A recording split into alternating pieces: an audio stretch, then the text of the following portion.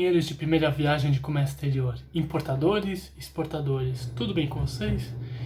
No vídeo de hoje a gente vai falar sobre os tipos dos pagamentos a serem feitos ao exportador, ou seja, como você vai transmitir o dinheiro para o seu exportador quando você comprar uma carga, ou como você vai receber, quais tipos de negociações são aceitas nessa área. E essas são algumas apenas. Nessa área é muito comum você ter tipos de pagamentos, ou seja, por exemplo, um pagamento via carta de crédito, ou um pagamento via fechamento de câmbio. Todo esse tipo de pagamento, como o pagamento vai ser feito, tem que estar na tua proforma invoice para você pagar o exportador. E desses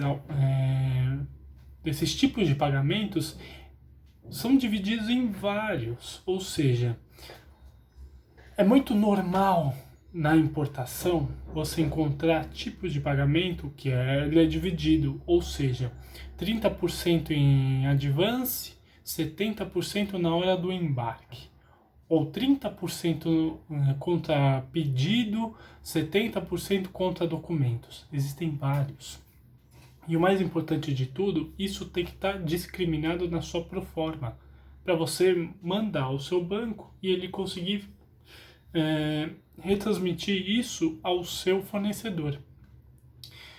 Para importações simples, ou seja, produto acabado, é muito normal você fazer o pagamento via 30% contra pedido, 70% contra documentos, que é o Cash Against Documents, ou 100% contra documentos. E o que acontece? Para esse tipo de situação, você vai transmitir a sua invoice, a sua proforma invoice, quando você a receber ao seu banco, e ele vai fazer as transferências conforme o indicado, ou seja, recebeu o pedido. Você mandou o teu pedido pro teu fornecedor. Teu fornecedor mandou uma proforma com 30% para pedido e 70% para embarque. Imediatamente você vai passar essa proforma ao seu banco ou quem faz a corretagem do seu câmbio e ele vai transmitir os 30%. Então, por exemplo, 30% para contra pedido, 70% contra embarque.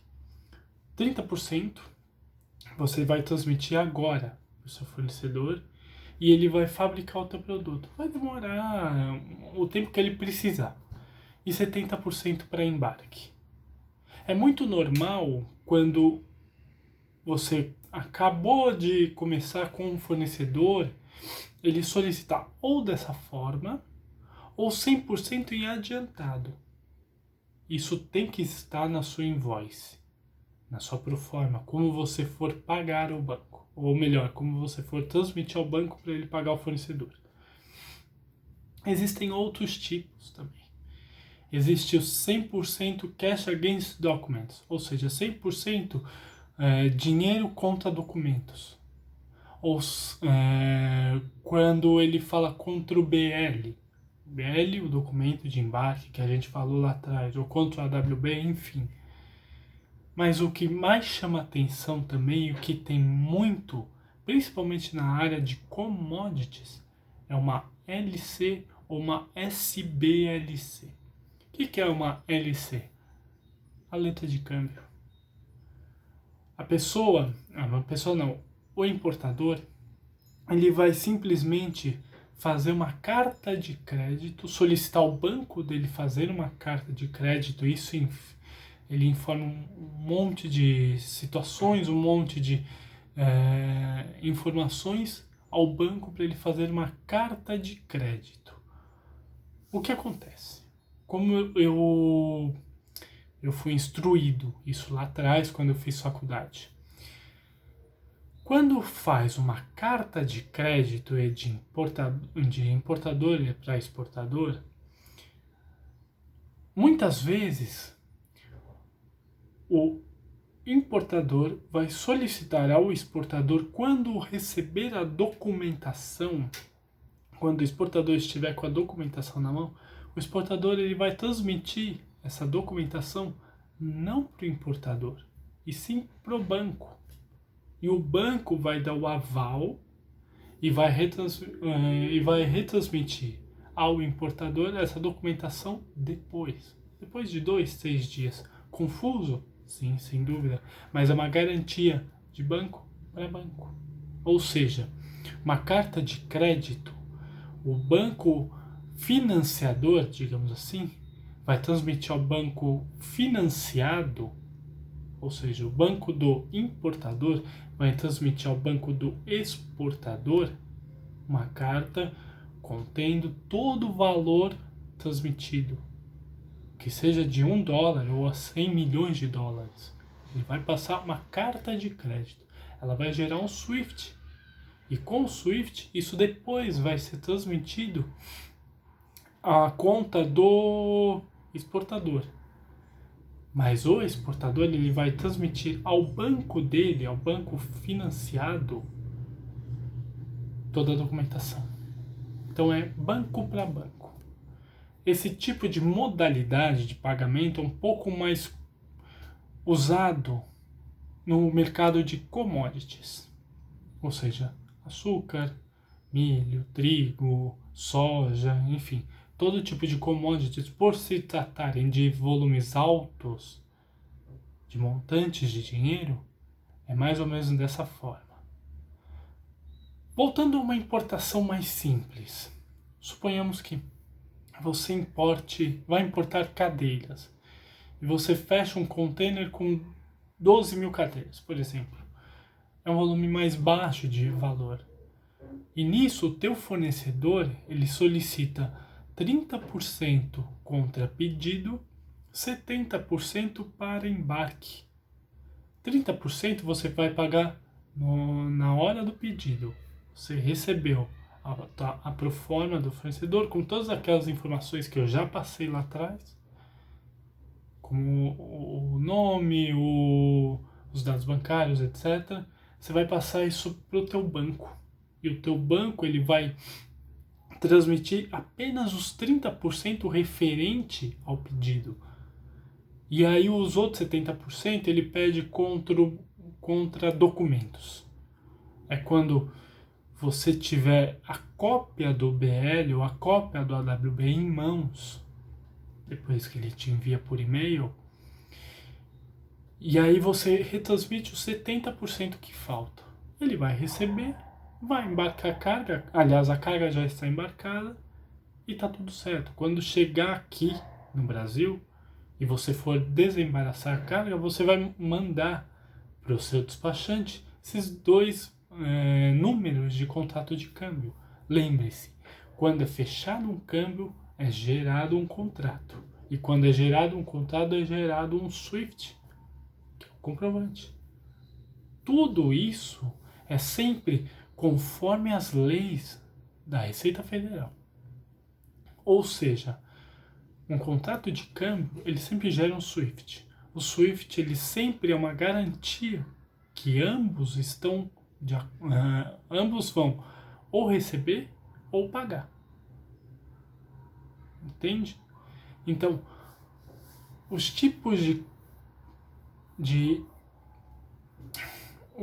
de negociações para pagamento são sempre dessa forma: 100% para embarque, ou aí você tem as divisões, 70% contra a ordem, 70% para contra documentos. Existem diversas.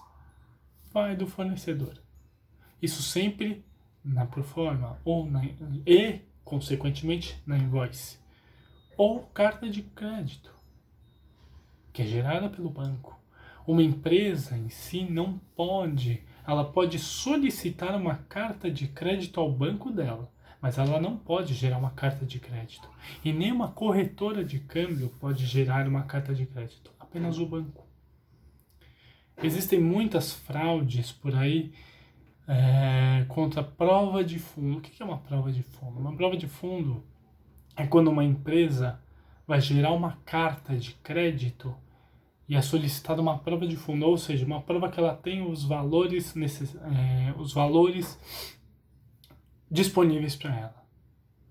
E com isso, existem fraudes que causam até cadeia para as pessoas que fazem esse tipo de fraude. É sempre gerado uma prova de fundo, ou uma BCL, ou uma RWA, que são as nomenclaturas para prova de fundo. Mas quem gera uma carta de crédito ou uma carta de crédito é o banco. Quando torna-se uma trading e ela vai gerar uma carta de crédito, aliás, ela não faz uma carta de crédito. Ela gera uma SBLC, que nada mais é do que uma abertura da carta de crédito que ela já tem em mãos para outra trade ou um outro exportador. Ela gera isso e manda para o exportador.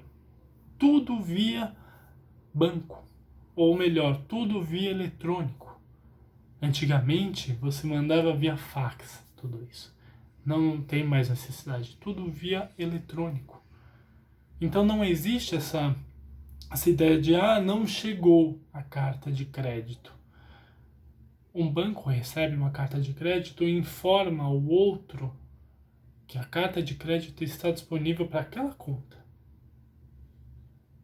O banco daquela conta informa ao cliente dele que ele já tem a carta de crédito disponível em X dias. Então é dessa forma. Todo tipo de pagamento tem que estar na invoice e, consequentemente, depois numa ADI ou numa DE, que nós vamos falar mais pra frente o que é uma DI ou o que é uma DPU. Na minha época era DEP. Isso nada mais é do que como foi feito o pagamento do importador e para o exportador. É simples.